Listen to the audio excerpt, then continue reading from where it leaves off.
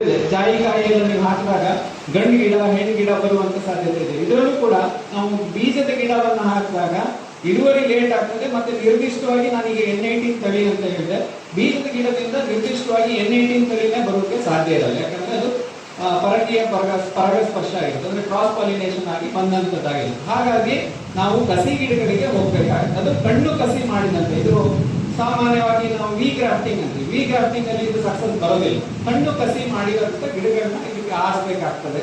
ಇದನ್ನ ಈ ರೀತಿ ಕಣ್ಣು ಕಸಿ ಮಾಡುವಂತ ಸ್ಕಿಲ್ ಇರುವಂತ ಬಹಳ ಕಡಿಮೆ ಇದೆ. ಇದು ಬಹುಶಃ ದಕ್ಷಿಣ ಕನ್ನಡದಲ್ಲಾದ್ರೂ ಸ್ವಲ್ಪ ಜನ ಕಣ್ಣು ಕಸಿ ಮಾಡುವಂತ ಇರ್ಬೋದು. ಉಡುಪಿ ಜಿಲ್ಲೆಯಲ್ಲಿ ಈ ಕಣ್ಣು ಕಸಿ ಮಾಡಿ ನಿಮಗೆ ಗೊತ್ತಿರ್ಬೋದು, ಗುರುರಾಜ್ ಬಾಟಿಲಾಯ ಅಂತ ಬಹಳಷ್ಟು ಹಲಸಿನ ಗಿಡಗಳನ್ನ ಮಾಡುವಂತವ್ರು ಇದ್ದಾರೆ. ಅಂಥವ್ರ ಹತ್ರ ಮಾತ್ರ ಈ ಕಣ್ಣು ಕಸಿಯಿಂದ ಗಿಡಗಳನ್ನ ಮಾಡ್ಲಿಕ್ಕೆ ಸಾಧ್ಯ. ಅವ್ರ ಗಿಡಗಳನ್ನ ಕೊಡ್ತಾರೆ ಅಂತಂದ್ರು ಅದು ಕೂಡ ಒಂದು ಉತ್ತಮವಾದಂತಹ ಸೋರ್ಸ್. ಅವರಿಂದನೂ ಕೂಡ ನೀವು ಗಿಡಗಳನ್ನ ಪಡ್ಕೊಳ್ಬಹುದು. ಸೊ N18 ಆಯ್ತು. ಹಾಗೆ E35 ಅನ್ನೋದು ಎಲ್ಲೋ ವೆರೈಟಿ. E35 ನಾನು ಯಾಕೆ ಸಜೆಸ್ಟ್ ಮಾಡ್ತಾ ಇದ್ದೀನಿ ಅಂತಂದ್ರೆ, ನೀವೇನಾದ್ರು 4-5 ಗಿಡ ಮನೆಗೆ ಬೇಕು ಅಂತ ಅನ್ಕೊಂತೀರ ಅಂತಂದ್ರೆ ಎಲ್ಲೋ ವೆರೈಟಿ ಬೆಸ್ಟ್ ಇದೆ. ಯಾಕಂದ್ರೆ ಇದೊಂದು TSS ಆಲ್ಮೋಸ್ಟ್ 24 ಡಿಗ್ರಿ ಅಷ್ಟು ಬರ್ತದೆ. ಅಂದ್ರೆ ಹೈಯೆಸ್ಟ್ ಸ್ಪೀಡ್ ಇರುವಂತದ್ದು E35.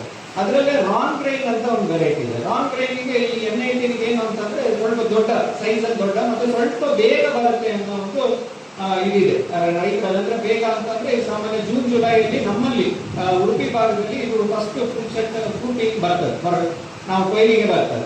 ಸೊ ಈ ಟೈಮ್ಗೆ ಬೇಗ ಬರೋದು ಅಂತಂದ್ರೆ ಮಾರ್ಕೆಟ್ ಅಲ್ಲಿ ಸ್ವಲ್ಪ ಬೇಗ ಹಣ್ಣು ಬಂತು ಅಂದ್ರೆ ಅವರಿಗೆ ಹೆಚ್ಚಿನ ಒಂದು ಬೆಲೆ ಸಿಗುವಂತ ಸಾಧ್ಯತೆ ಇರುತ್ತೆ. ಅದು ರಾನ್ ಗ್ರೈನ್ ಅಲ್ಲಿ.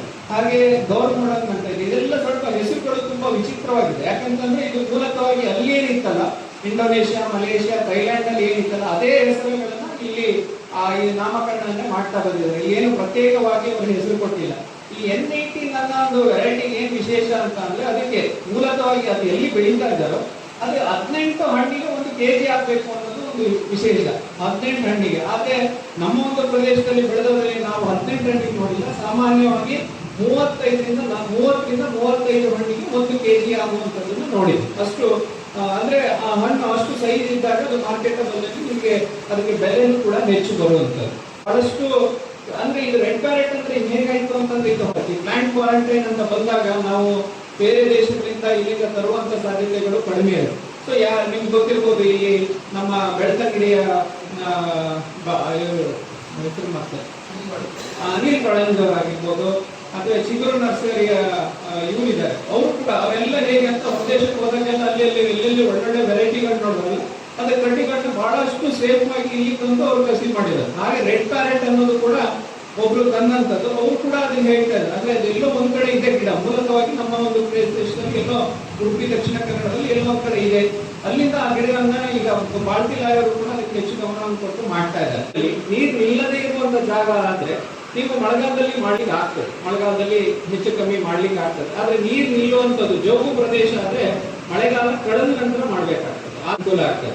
ಆಮೇಲೆ ಬಹಳ ಮುಖ್ಯವಾಗಿ ಬರುವಂಥದ್ದು, ಗಿಡ ನಾಟಿ ಮಾಡಿದ ಮೇಲೆ ಆ ಗಿಡಕ್ಕೆ ಒಂದು ಆಕಾರ ಕೊಡುವಂಥದ್ದು. ಸಾಮಾನ್ಯವಾಗಿ ನೀವು ಆ ಮಳೆಗಾಲದಲ್ಲಿ ಅಥವಾ ಮಳೆಗಾಲ ಕಳೆದ ನಂತರ ನಾವು ಗಿಡ ನಾಟಿ ಮಾಡ್ತೀರಲ್ಲ, ಆ ಗಿಡಕ್ಕೆ ನಾಟಿ ಮಾಡುವಾಗ ಗುಂಡಿ ಕೂಡ ನೀವು ಆದಷ್ಟು ಒಂದು 3 ಅಡಿ, ನಿಮ್ಮಲ್ಲಿ ಕಲ್ಲು ಜಾಗ ಹೆಚ್ಚಿತ್ತು ಅಂತಂದ್ರೆ, ಮಣ್ಣಲ್ಲಿ ಸ್ವಲ್ಪ ಶೇಡಿ ಮಣ್ಣಿತ್ತು, ಸ್ವಲ್ಪ ಅಂಟು ಮಣ್ಣಿತ್ತು, ಆ ತರ ಮಣ್ಣಿತ್ತು ಅಂತಂದ್ರೆ ಸ್ವಲ್ಪ 3 ಅಡಿ ಗುಂಡಿ ತೆಗೆದು ಅದಕ್ಕೆ ಗೊಬ್ಬರ ಮಣ್ಣೆಲ್ಲ ತುಂಬಿಸುವಂಥದ್ದು. ಇಲ್ಲಿ ಯಾವುದೇ ರಾಸಾಯನಿಕ ಗೊಬ್ಬರ ಕೊಡುವಂಥದ್ದಿಲ್ಲ. ಗೊಬ್ಬರ ಚೆನ್ನಾಗಿ ಮಿಕ್ಸ್ ಮಾಡಿ ಆ ಗುಂಡಿಯನ್ನ ಆಲ್ಮೋಸ್ಟ್ ತುಂಬಿಸ್ಬಿಡ್ಬೇಕು. ಅಂದ್ರೆ ನಾವು ಇಲ್ಲಿ ಯಾವುದೇ ಉದ್ದೇಶಕ್ಕೆ ಗುಂಡಿ ತೆಗೆಯೋದು ಅಂತಂದ್ರೆ ಗಿಡವನ್ನ ಅದಕ್ಕೆ ಬೇರ್ಗಳಿಗೆ ಸುಲಭವಾಗಿ ಆ ಬೇರ್ಗಳು ಎಲ್ಲ ಕಡೆ ಹೋಗ್ಲಿಕ್ಕೆ ಅನುವು ಮಾಡ್ಕೊಳ್ಲಿಕ್ಕೆ ನಾವು ಗುಂಡಿಯನ್ನು ತೆಗೆಯೋದು. ವರ್ಷ ಆದಾಗ ಅದರ ಮೇಲ್ಭಾಗ ಹೇಗಿರ್ಬೇಕು ಅಂತಂದ್ರೆ ಇಳಿಜಾರ ಆಗಿರ್ಬೇಕು, ಹೀಗೆ ಹೊಂಡದಲ್ಲಿ ಇರುವಂತದ್ದಾಗಿರ್ಬಾರ್ದು. ಆದಷ್ಟು ಮಣ್ಣು ಅದಕ್ಕೆ ಬೀಳ್ತಾ ಹೋದಷ್ಟು ಒಳ್ಳೇದು. ನೀರು ನಿಲ್ಲಬಾರ್ದು. ಈ ತೋಟಗಾರಿಕೆ ಬೆಳೆಗಳಲ್ಲಿ ಬುಡದಲ್ಲಿ ನೀರು ನಿಂತಷ್ಟು ಸಮಸ್ಯೆಗಳು ಜಾಸ್ತಿ ಆಗಿರುತ್ತೆ. ಬಡ್ಡೆಡ್ ಪ್ಲಾಂಟ್ ಆಗಿರುತ್ತೆ, ಬಹಳ ಸುಂದರವಾಗಿರುತ್ತೆ. ಅದಕ್ಕೆ ಒಂದು ಕೋಲನ್ನ ಕಟ್ಟಿ ಗಿಡವನ್ನ ಕಟ್ಟುವಂಥದ್ದು ಒಳ್ಳೇದು. ಯಾಕಂದ್ರೆ ಗಿಡ ಯಾವುದೇ ಕಾರಣಕ್ಕೂ ಅದು ಗಾಳಿ ಮತ್ತೆ ಬೇರೆ ಯಾವ್ದಾದ್ರು ಸಮಸ್ಯೆ ಇದ್ದದ್ದು ಮುರಿಬಾರ್ದು ಅನ್ನೋ ದೃಷ್ಟಿಯಲ್ಲಿ ಕೋಲನ್ನ ಕಟ್ಟುವಂಥದ್ದು ಒಳ್ಳೇದು. ಇಂದ ಕೆಳಗಡೆ ಬರುವಂತ ಚಿಗುರುಗಳೇನಿದೆ ಅದನ್ನ ತೆಗಿತಿರ್ಬೇಕು. ಅದನ್ನ ಅಡ್ಡಗೆಲ್ಗಳನ್ನ ನಮ್ಗೆ ಆ ಸಮಯದಲ್ಲಿ ಸ್ವಲ್ಪ ಕಷ್ಟ ಆಗುತ್ತೆ. ಯಾಕಂದ್ರೆ 400-500 ರೂಪಾಯಿ ಕೊಟ್ಟು ತಂದಿರ್ತೀವಿ ಗಿಡ.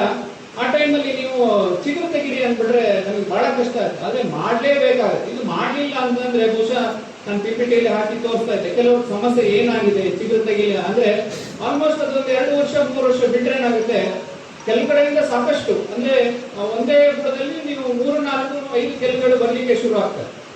ಅವಾಗ ನಿಮ್ಗೆ ಮಾಡುವಂತ ಕೆಲಸ ಮಾಡ್ಲಿಕ್ಕೂ ಕೂಡ ಕೆಳಗೆ ಬುಡ ಮಾಡೋದು ಅಥವಾ ಬೇರೆ ಏನಾದ್ರು ಮಾಡುವಂತದ್ದು ಕೂಡ ಕಷ್ಟ ಆಗ್ತದೆ.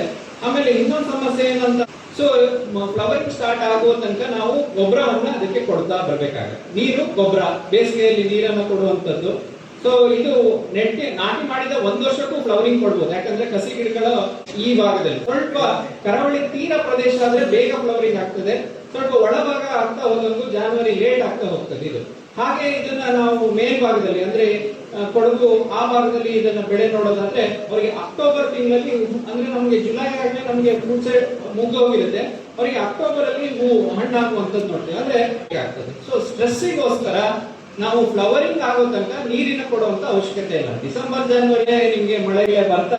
ಆದ್ರೆ ಇದರಲ್ಲಿ ಏನು ಅಂತಂದ್ರೆ, ಇದು ಮತ್ತೆ ಗೇರಲ್ಲಿ ಇರುವಂತ ವಿಶೇಷತೆ ಏನು ಅಂತಂದ್ರೆ, ಈ ವರ್ಷ ಬಂದಂತ ಶೂಟ್ಸ್ ಅಲ್ಲಿ ಅದು ಇಮಿಡಿಯೇಟ್ ಫ್ಲವರಿಂಗ್ ಆಗುತ್ತೆ. ಅಂದ್ರೆ ನೀವು ಏನು ಈಗ ಪ್ರೂನಿಂಗ್, ನಾನು ಪ್ರೂನಿಂಗ್ ಇಂದ ಹೇಳ್ತೀನಿ, ಈಗ ಪ್ರೂನಿಂಗ್ ಮಾಡುವಂತ ಟೈಮ್ ಈಗ ಜುಲೈ 8 ತಿಂಗಳಿದೆ. ಅಂದ್ರೆ ಫ್ಲವರಿಂಗ್ ಫ್ರೂಟ್ ಹಾರ್ವೆಸ್ಟ್ ಆದ ನಂತರ ನಾವು ಪ್ರೂನ್ ಮಾಡ್ಬೇಕು, ಗಿಡವನ್ನ ಸವರ್ಬೇಕು. ಇದು 4-5 ವರ್ಷದ ಗಿಡದಲ್ಲಿ ಈಗ ಸವರ್ಬೇಕು. ಈ ಟೈಮಲ್ಲಿ ಸವರಿದ್ರೆ ಆಗಸ್ಟ್ ಸೆಪ್ಟೆಂಬರ್ ಅಲ್ಲಿ ನಿಮಗೆ ಹೊಸ ಶೂಟ್ಸ್ ಗಳು ಬರ್ಲಿಕ್ಕೆ ಸ್ಟಾರ್ಟ್ ಆಗ್ತದೆ.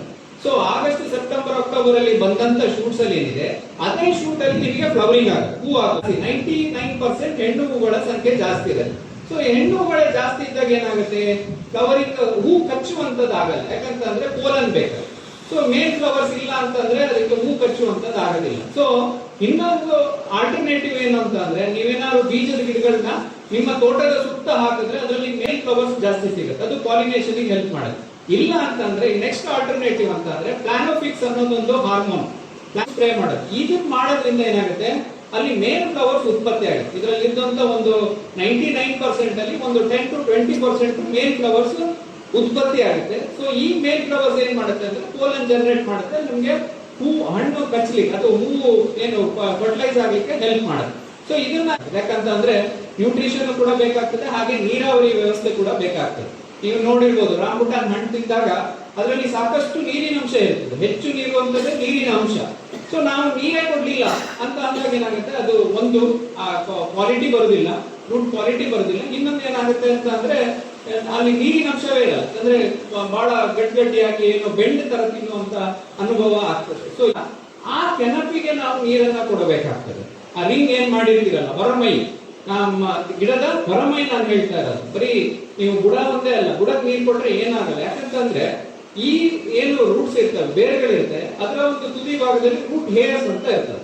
ಅವೆಲ್ಲವೂ ಕೂಡ ಇರುವಂತದ್ದು ನಾವು ಮರದ ಹೊರಮೈಯಲ್ಲಿ ಇರುವಂತದ್ದು. ಅವಕ್ಕೆ ನೀರು ಬೇಕಾಗ್ತದೆ. ಅದೇನಾದ್ರು ಒಣಗಿತ್ತು, ನೀವೇನ್ ಮಾಡ್ತೀರಾ, ಸಾಕಷ್ಟು ಜನ ಬುಡಕ್ಕೆ ತಗೊಂಡೋಗಿ ನೀರು ಕೊಡುವಂತ ವ್ಯವಸ್ಥೆ ಮಾಡ್ತೀವಿ. ಅವಾಗ ಏನಾಗುತ್ತೆ, ಈ ಹೊರಮೈಯಲ್ಲಿದ್ದಂತ ಬೇರೆಗಳೆಲ್ಲವೂ ಕೂಡ ಒಣಗಲಿಕ್ಕೆ ಶುರುವಾಗ್ತದೆ. ಆ ರೀತಿ ಒಣಗಿದಾಗ ಕೂಡ ಎಲೆ ಉದುರುವಂತದ್ದು, ಕಾಯಿಗಳು ಸಣ್ಣ ಮಿಲ್ಲೆ ಕಾಯಿ ಕಟ್ಟಿದ್ರೆ ಅವು ಉದುರುವಂತದ್ದು ಸಾಧ್ಯ ಆಗ್ತದೆ. ಸೊ ಆದಷ್ಟು ಸಾವಯವ ಗೊಬ್ಬರವನ್ನ ಕೊಡುವಂಥದ್ದು. ಸಾವಯವ ಗೊಬ್ಬರ ಅಂದ್ರೆ ನೀವು ಕೊಟ್ಟಿಗೆ ಗೊಬ್ಬರನಾರು ಕೊಡಿ, ಕುರಿ ಗೊಬ್ಬರನಾರು ಕೊಡಿ, ಕೋಳಿ ಗೊಬ್ಬರನಾರು ಕೊಡಿ, ಯಾವ ಗೊಬ್ಬರನಾರು ಕೊಡಿ, ಅದೇ ಕಾಂಪೋಸ್ಟ್ ಮಾಡಿ ಕೊಡಿ. ನೇರವಾಗಿ ಕೊಡಬೇಡಿ. ಯಾವುದೇ ಗೊಬ್ಬರವನ್ನ ನೇರವಾಗಿ ಹಟ್ಟಿಯಿಂದ ತಂದು ಹಾಕುವಂತ ಪದ್ಧತಿಯನ್ನ ಯಾವ ಬೆಳೆಯಲ್ಲೂ ಮಾಡಬೇಡಿ, ಇದ್ರಲ್ಲಂತೂ ಮಾಡಲೇಬೇಡಿ. ಸೊ ಇದನ್ನ ಏನ್ ಮಾಡ್ಬೇಕು, ಜೀವಾಣುಗಳ ಲಭ್ಯತೆ ಇದೆ. ಆ ಜೀವಾಣುಗಳನ್ನ ನಿಮ್ಮ ಗೊಬ್ಬರಕ್ಕೆ ಸೇರಿಸಿದೆ ಆದ್ರೆ ಅವು ನಿಮ್ಮ ಗೊಬ್ಬರದಲ್ಲಿ ಇದ್ದಂತ ಏನಾದ್ರು ಕರಗದೇ ಇರುವಂತ ವಸ್ತುವನ್ನ ಅದನ್ನು ಚೆನ್ನಾಗಿ ಕರಗಿಸ್ತಾರೆ. ಚೆನ್ನಾಗಿ ಅಂದ್ರೆ ನಾವು ಆಲ್ಮೋಸ್ಟ್ ಗೊಬ್ಬರವನ್ನು ಕೊಡುವಾಗ ಅದರಲ್ಲಿ ಯಾವುದೇ ತರದ ಆಕಾರಗಳು ಇರಬಾರ್ದು, ಎಲೆ ಇರಬಾರ್ದು, ದರಲೆ ಇರಬಾರ್ದು. ಅಂದ್ರೆ ಅವೆಲ್ಲವೂ ಚೆನ್ನಾಗಿ ಕಳ್ತಿರ್ಬೇಕು. ಕೊಳ್ತಿರೋದು ಅಂತ ಅಲ್ಲ, ಕಳ್ತಿರ್ಬೇಕು. ಅಂದ್ರೆ ಅದು ತನ್ನ ಆಕಾರವನ್ನು ಚೆನ್ನಾಗಿ ಕಳ್ಕೊಂಡಿದೆ ಅಂತಂದ್ರೆ ಅದು ಒಳ್ಳೆ ಪ್ರಮಾಣದ ಗೊಬ್ಬರ ಆಗಿದೆ ಅನ್ನೋದು ಅರ್ಥ ಕೊಡ್ತಾರೆ. ಸೊ ಅದಕ್ಕೋಸ್ಕರ ಕಳೆದಿರುವಂತ ಗೊಬ್ಬರವನ್ನ ನೀವು ಆಲ್ಮೋಸ್ಟ್ ಒಂದು 4 ಬುಟ್ಟಿಯನ್ನು ಕೊಟ್ಟರೆ ತುಂಬಾ ಉತ್ತಮ. ಸಣ್ಣ ಕಣಿ ಮಾಡಿ ಸುತ್ತಲೂ, ನಾನು ಹೇಳಿದಾಗೆ ಬುಡಕ್ಕೆ ಅಲ್ಲ, ಬುಡದಿಂದ ಒಂದು 3 ರಿಂದ 4 ಅಡಿ ದೂರದಲ್ಲಿ ಏನು ಈ ರಾಂಬುಟಾನ್ದು ಹೊರಮೈ ಏನಂತ ಹೇಳ್ತೀವಲ್ಲ, ಅಲ್ಲಿಗೆ ಒಂದು ರಿಂಗ್ ಆಕಾರದಲ್ಲಿ ಮಾಡಿ, ಅದು ವರ್ಷಕ್ಕೂ ಆ ಗಿಡ ದೊಡ್ಡ ಆದಂಗೂ ಅದು ಹೊರ ಬರ್ತದೆ, ಒಂದೇ ಕಡೆ ನಿಲ್ಲಲ್ಲ. ಈಗ ತೆಂಗಿನ ಮರದ ಕೂಡ ಒಂದೇ ಕಡೆ ಹಾಕಿರ್ತೀರ ಅಲ್ವಾ, ರಿಂಗು ಅಲ್ಲೆಲ್ಲಿ ಮಾಡಿರ್ತೀರೋ ಅಲ್ಲೇ ಇರುತ್ತೆ. ಆದ್ರೆ ಇದಾಗಲ್ಲ, ಅದು ವರ್ಷಕ್ಕೂ ಅದು ಒಂದೊಂದು ವರ್ಷಕ್ಕೂ ಬೆಳೆದಾಗೂ ಅದರ ಹೊರಮೈ ಹೊರಗಡೆ ಬರ್ತಾ ಇರುತ್ತೆ. ಹಾಗೆ ಅದರ ಬೇರು ಕೂಡ ಹೊರ ಬರ್ತಾ ಇರುತ್ತೆ. ಸೊ ಆ ಒಂದು ಉದ್ದೇಶಕ್ಕೆ ನಿಮ್ಮ ರಿಂಗ್ ಮಾಡುವಂತದ್ದೇನಿದೆ, ಈ ಆಗಸ್ಟ್ ತಿಂಗಳಲ್ಲಿ ಹೊರಮೈಯನ್ನು ಹಾಕಿ ಕೊಟ್ಟಿಗೆ ಗೊಬ್ಬರವನ್ನು ಕೊಡಿ. ಇನ್ನು ರಾಸಾಯನಿಕ